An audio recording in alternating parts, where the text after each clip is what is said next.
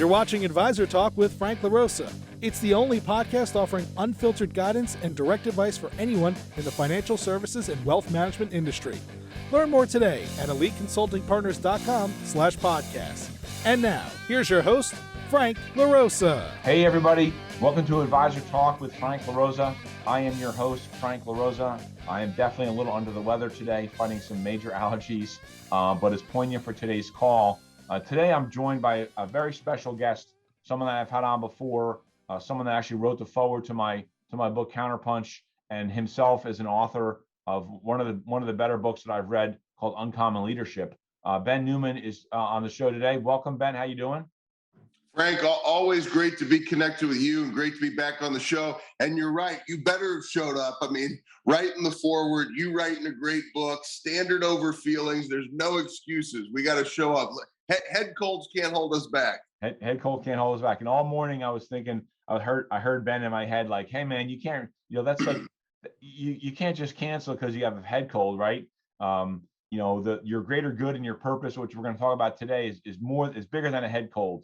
It's bigger than allergies. So, but for those of you that don't know Ben, and he's going to get into some of his background because he was a financial advisor, which is why I think it's really great to have him on our show to go back to some of that. But Ben's a performance coach, and not just a performance coach, but he's a mental conditioning coach for the University of Alabama and also Kansas State University, and he's among the top 50 speakers in the country. So I'm bringing you the very best of the best, not only in mental conditioning, but someone that understands what my listeners, financial advisors for the most part, go through on a daily basis. So Ben, can you tell my audience, for those of you that maybe don't know you yet, just give a little bit of your background, and then I really want to focus on two questions surrounding what I call purpose, but you talk about called your burn.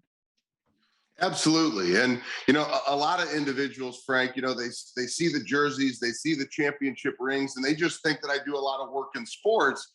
And a lot of people forget, or they don't know, that I actually started as an advisor, had a short stint, about 3 years as a paper broker in Chicago, just like Steve Carell right out of the TV show The Office.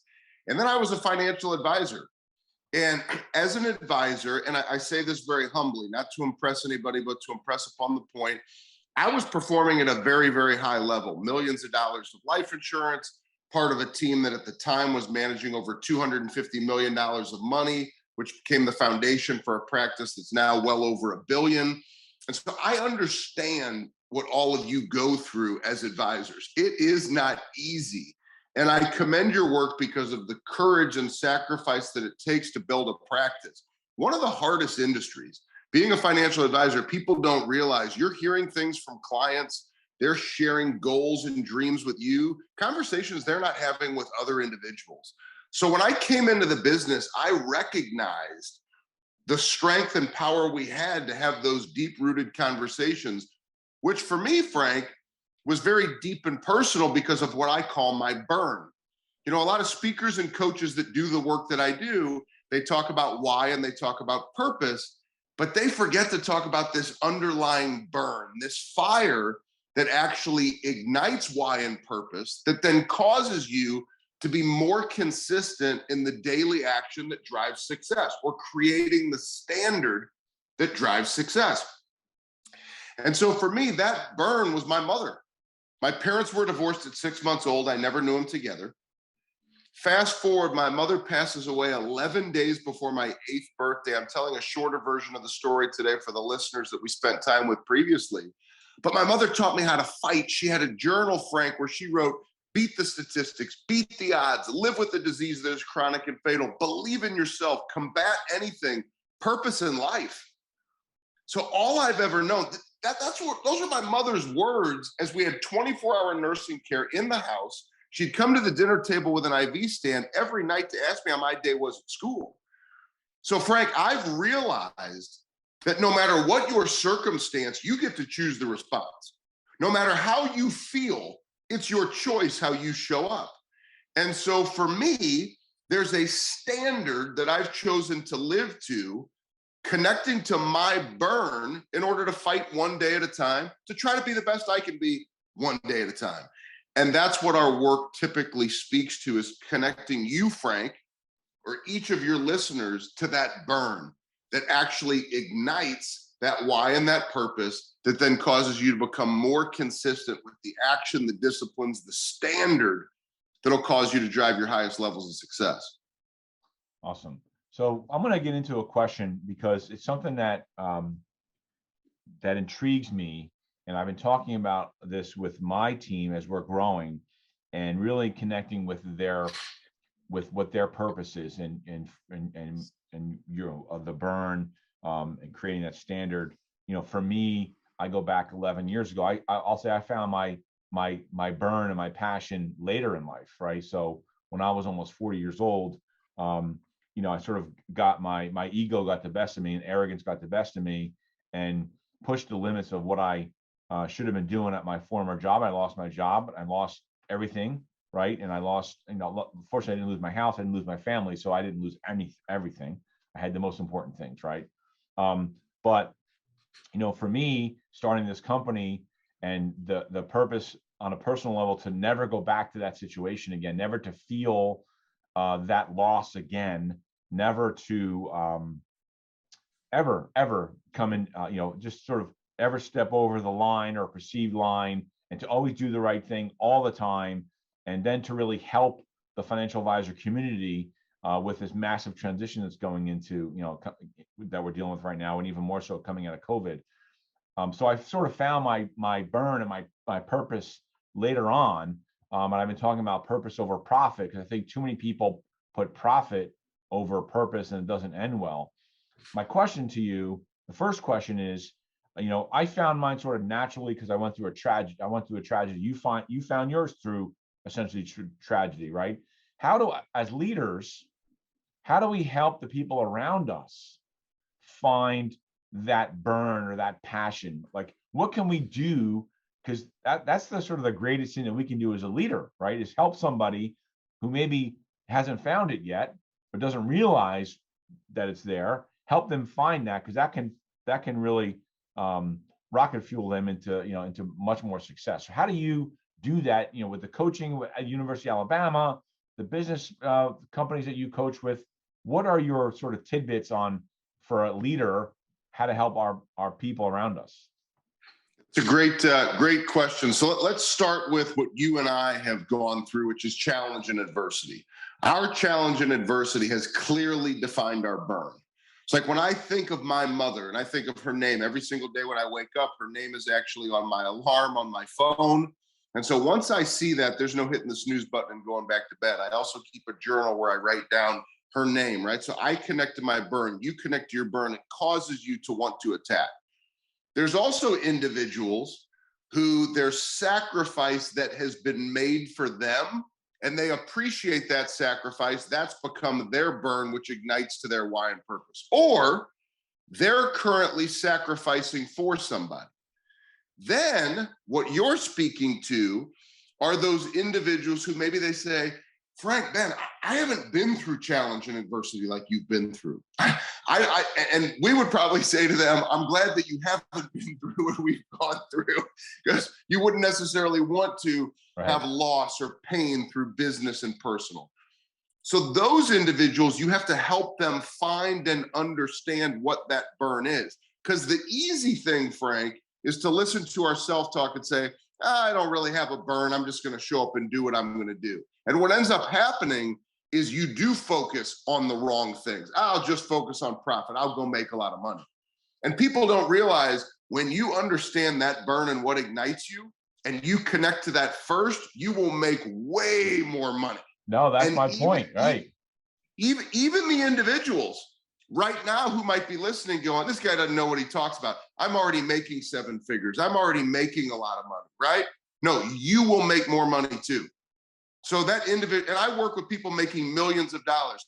I've got professional athlete clients that have signed over $200 million contracts. So, when people share their incomes, it really doesn't impress me, because you better come with a really big number.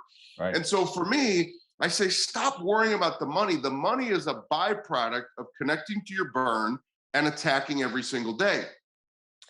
I'll share a story of a financial advisor. I was working down in Orlando. So this was an advisor that you probably have had conversations with. One of you might be listening, where you say, I don't know what my burn is. No challenge, no adversity, not really connecting to the sacrifice piece.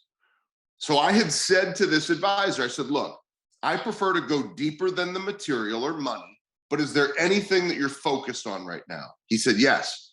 He says, we're focusing, and this is a high producer.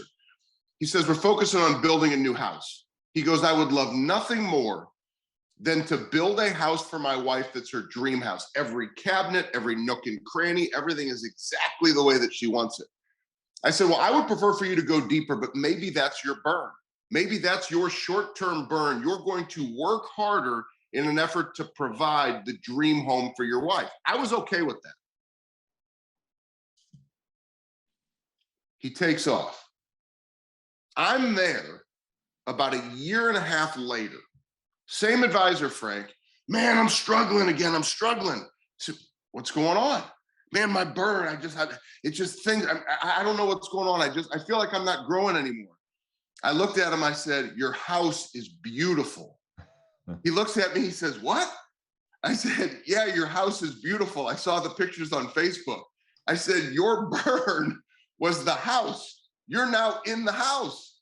So right. You're no longer connecting to what's going to get you to that next level. And I said, so now maybe it's college education for your children that's fully paid for. Maybe it's a wedding fund for your daughter that's going to be fully paid for. I said, I don't know what it is, but we have to find something else. And so the easy thing, Frank, is to just say, I don't really do that. I just show up and work hard. Don't listen to your self-talk. Silence your self-talk and work on finding that deep-rooted burn. A powerful question that can also get you there is grab your future and bring it to today. Once somebody starts to tell you what they want for the future, you then can engage in a conversation of the underlying deep-rooted fire or burn of why they want those things. And that's another way that you can help people find clarity for that burn that ignites their why and purpose. Awesome. For me, that's what I worry about, right? Someone's why or purpose is very short term. And then it's like, okay, then what do you do? Once you have that, then what? Right. So that's great. Grab your future into today. I love that saying. And I want to share something with you. We actually have coming up August 2nd through the 6th, the first time we've ever done it, we're doing a mental toughness forum. And it's 30 high-performing individuals from the world of business and in sports, from Tom Izzo, the basketball coach at Michigan State, to Ed Milet, Andy Frisella, Jim Rome, Shantae Lowe, the Olympian, Dana Duckworth, the NCAA champion coach from Alabama. So, I mean, it's an incredible lineup. The reason, and it's actually free. If you go to mentaltoughnessforum.com, it's actually free, and maybe Frank can link that. Yep. But here's why I bring it up.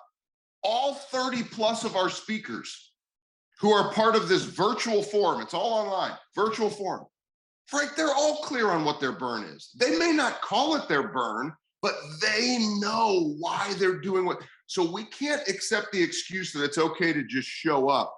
We have to establish clarity of that deep-rooted fire if you're ever going to find out what your very best looks like. Awesome.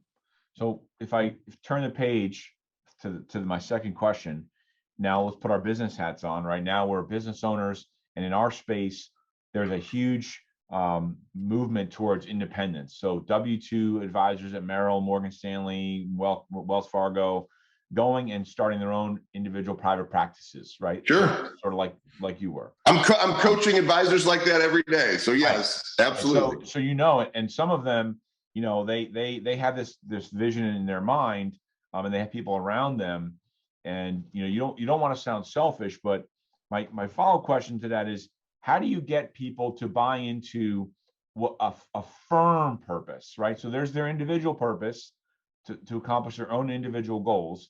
And maybe you can use the University of Alabama because you have people coming in and out all the time, students coming in and out. So how do you keep that, right? But how do you get, as a leader, employees, your team, to buy into what the firm purpose is? Because it's not theirs, right? So they got to believe in it. But how do you do that as a leader to buy into the purpose, which then ultimately does, as I say too, ultimately will drive better profits, which is the end goal. So this is where I think there's been a major flip in terms of helping team members connect to culture or company identity that many leaders have missed. If you're not starting with what their individual burn is and purpose and why, and you don't understand that, and you haven't slowed down in the recruiting process to understand what that is, you're going to have a very difficult time getting those individuals to connect to culture and purpose as a team. Individuals innately have a tendency to want to be selfish. The world that we live in today, even more so. So I'm not saying that these individuals should remain selfish and never be part of a team, but I believe as leaders, we have to slow down and understand what's important to them before I ask them to commit or to connect to a culture or disciplines that you expect of them being part of your organization. And so it's easy. In the recruiting process, ask the deeper questions. Ask, what's the most significant challenge and adversity you've been through in your life? Frank, if you ask me that question in an interview, and I open up and I talk about my mom and my passion and wanting to fight for her legacy every single day and to be an example to my children the way my mother was an example to me. If you know that about me and you care enough to act and you ask and you tie back to what's important to me in my life and my story, I'm all in with you, Frank. But if all of a sudden I sit down in an interview and it's the appeal of, look at what we're doing. We've got $3 billion of assets under management. Join our organization. We've got this mission, this purpose, and you never ask me about me, the likelihood of that person engaging beyond just a short-term paycheck is probably not very likely. And I would share this with you. Coming from the Arete Syndicate, where I was a speaker, and that's how you and I met for the first time, right? Because you had reached out after I did a keynote for the organization. Andy Frisella is one of the best at this. Andy Frisella gets to know his people. And Frank, that goes all the way to, I remember walking in to Supplement Superstores in St. Louis. I live in St. Louis where Andy Frisella lives. So they started Supplement Superstores, which then became First Form, and they still have Supplement Superstores. Every single customer that would walk through the doors, they're offering a water. They're asking about them. What are your goals? They knew I was coming in for protein powder pre-workout. What'd you come in here for today? Instead, they start with what's important to the individual. You see that in their organization, and he has this army of individuals wanting to go to battle for him every single day, and that's how he's built his culture. And there are so many success stories like that in this country that help us better understand. Connect to this first.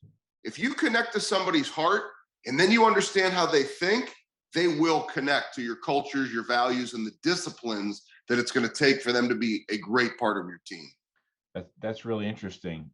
And I guess you can further take that down to, as a financial advisor, doing the same thing with clients, right? Because many financial advisors, oh, you have $1 million portfolio. Well, let me show you how smart I am. And I'm going to do an asset allocation of stocks and bonds, instead of getting into the core of what keeps that potential client up at night, and understanding, getting into who they really are, and the investments are secondary, right? So you nailed it. So here's an interesting perspective for me. So we actually we still have a full-blown Financial Advisors Academy. So I do one-on-one work with advisors, and then we have a full-blown Financial Advisors Academy where we're coaching advisors online as well. And here's one of the things that I always talk about. It's the fact I'm now the marketplace. It's interesting for me, Frank, because I used to be the advisor. So I understand it from the advisor's lens. I now understand it from the client lens.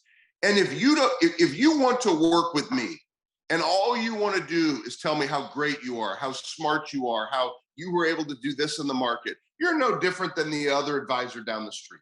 Because the reality is, unless you work for a certain firm or a certain sector, maybe there are some proprietary products, but at the end of the day, it's going to come down to asset allocation, the portfolio that you build, And I can have those same underlying holdings at most organizations around the country.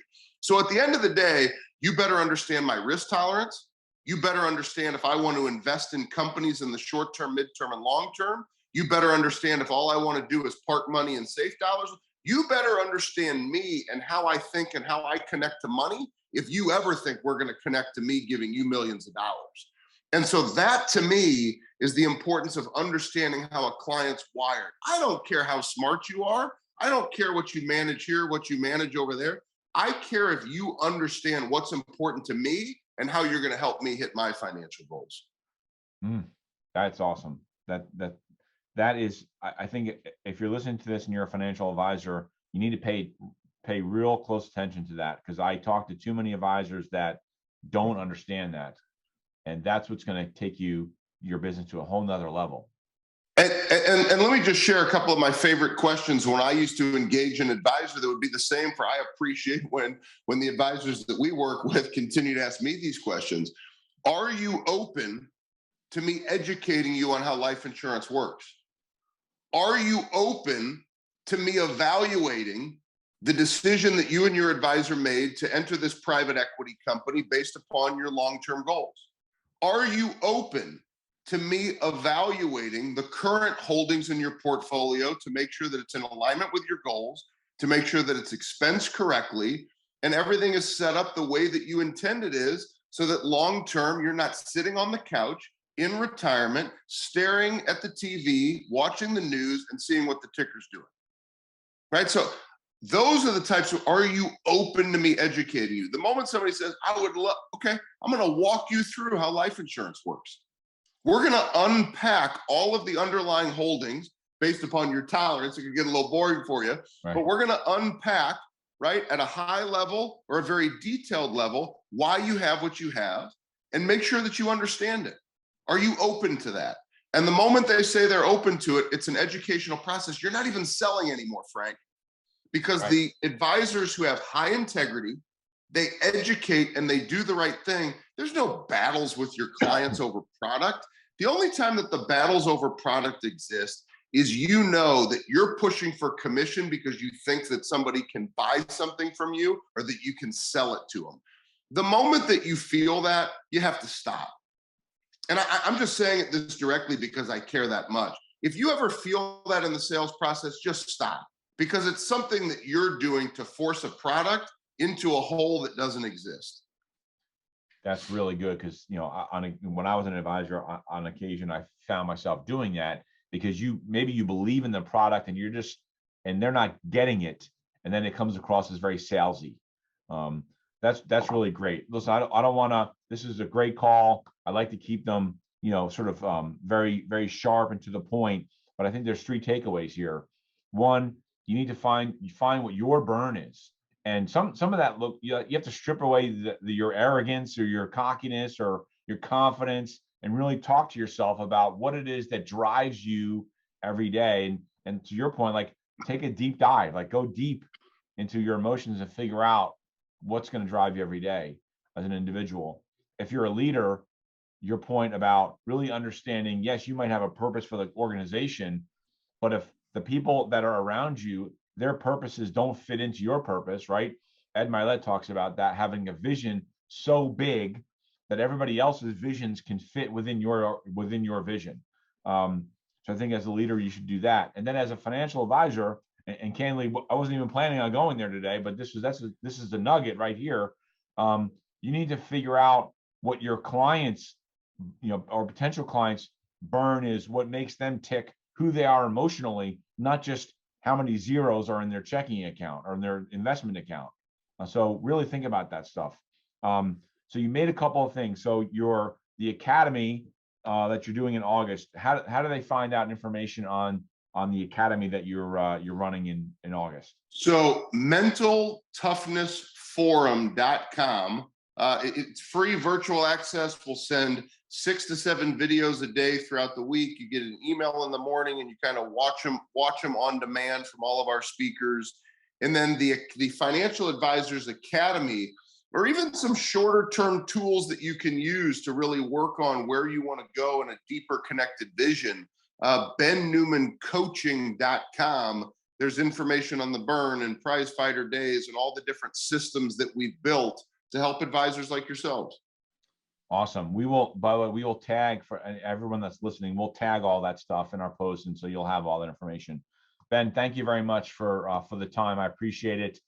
You motivated me today to get my ass out of bed and do whatever I had to do and take all my allergy pills to get here today. So I really appreciate it. I hope my listeners appreciate it. Again, if you want to see us in person or in live, check out our YouTube channel, Advisor Talk with Frank LaRosa. And thanks for listening, Ben. Again, thank you very much. And I look forward to being part of that event as well, watching that event. It sounds very exciting. Thank you, Frank. I appreciate you and all your listeners. Let's all stay in this fight together. Awesome, Ben. Thank you. Thanks for watching Advisor Talk with Frank LaRosa. If you enjoyed this video, make sure to check out some of our other episodes. Don't forget to like, share, and subscribe to our channel, and we will see you back here next week.